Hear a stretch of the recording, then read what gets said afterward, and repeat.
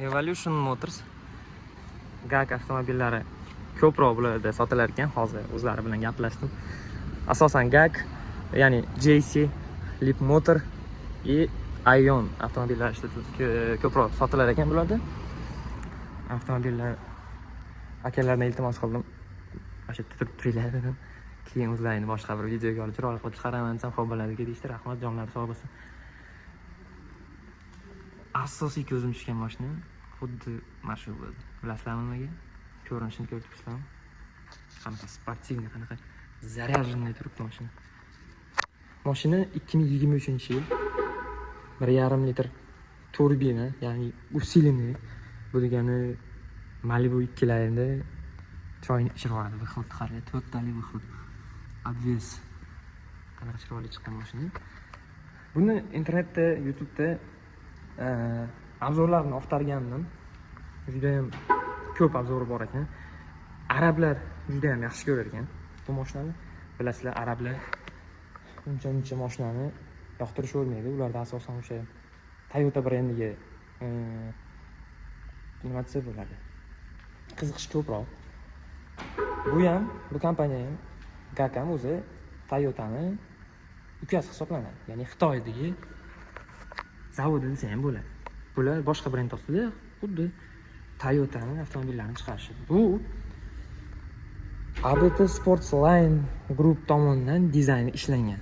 Agar biladigan bo'lsanglar, ABT Group bu Volkswagenga qarashli gruppa hisoblanadi. Ya'ni o'sha Audi, Skoda shu avtomobillar bilan ko'proq ishlaydi. Mana o'shalarni pulti. Ko'rib turibsizlar, qanaqa chiroyli.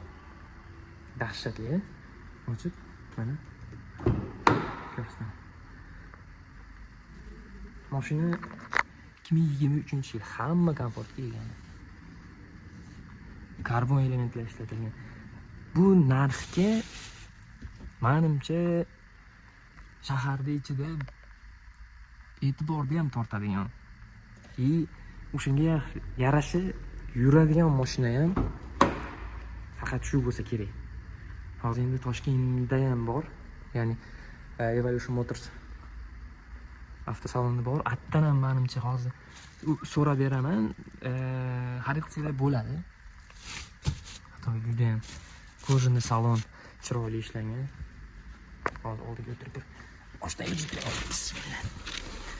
Bundoqsa, bilasizlar, mana AMG GT'larda rulga o'xshaydi Mercedes'ga. Mana o'ta go'zal. Lipstollar bor, multifunksiyonal rul. Menimcha bu teshikligiga, mana setkaligiga qaraganda menimcha abagrev ham bor rulda. Sentralniy konsol chiroyli holatda. Bilasizlar, menga mashinada nima hozirgi paytda qiziqtiradi? Eng zo'rlardan biri mana boshqaruv markaziy konsoldagi boshqaruv knopkalari, ya'ni mana shu pechka, shular bunaqa mexanichniy knopkada bo'lsa zo'r. Bunaqa kurchevkalarda maza qilasiz.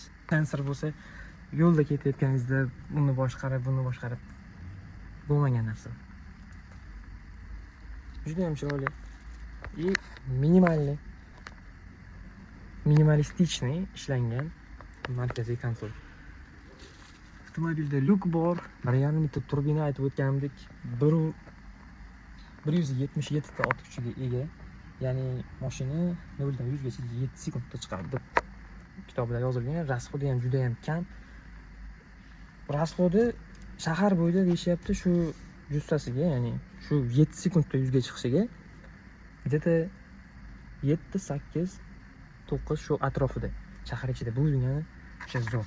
Hozir bitta yurgizib vyxlopini eshitib ko'ramiz. Qani, bismillah.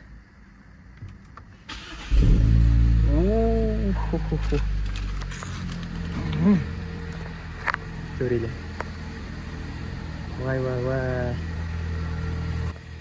18 yumli lexoslavniy disklarda ko'rishlar, kunduzgi yonuvchi chiroqlari bu o'sha Mercedes'ga o'xshagan qanaqa bitta derskiy fasad beradi, ya'ni old ko'rinishini, karbon elementlari o'sha dahshatli mashina. Xo'p, test ko'rasizlar bitta. Qarang. Orqasidan ham ko'rinishi.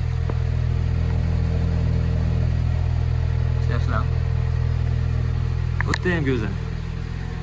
Bilsanglar, Audi RS7 da ham почти shunaqa ishlangan orqa qismi. Tepani bu Volkswagen Groupga qarashli ABT Sportsline tomonidan dizayn ishlangan. Ya'ni shular bilan hamkorlikda ishlangan. Shuning uchun mana S belgilari ham bu degani Malibular qochur degan. Ajoyib mashina. Kimga qiziq bo'ladigan bo'lsa, Evolution Motorsga kelib, bundan tashqari yana ko'p mashinalar bor. Tashqarida ham mashinalar bor, kelib, bemalol xarid qilib ko'rishingiz mumkin. Mashinada umuman kamchiligi yo'q, o'sha akalarning o'zlariga. Qarasizlar, mana ko'rasizlar. Ichki komfortlariga keladigan bo'lsa, kelib bitta to'xtalib o'tish mumkin. Mashinani o'chirib qo'yish mumkin mana.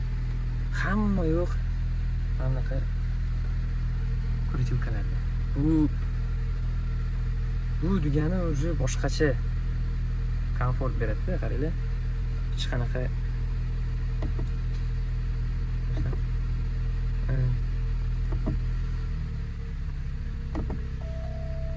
ko'rasizlar, qanaqa mazza. Parkovkani tez bitamiz. Parking. O'ta dahshat.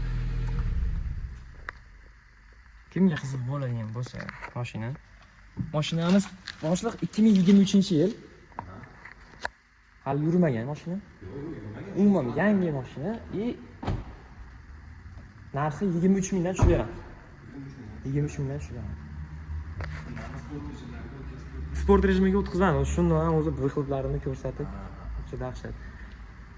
Murojaat qilish shu Evolution Motorsga, keyin nomerlarini ham qoldiraman.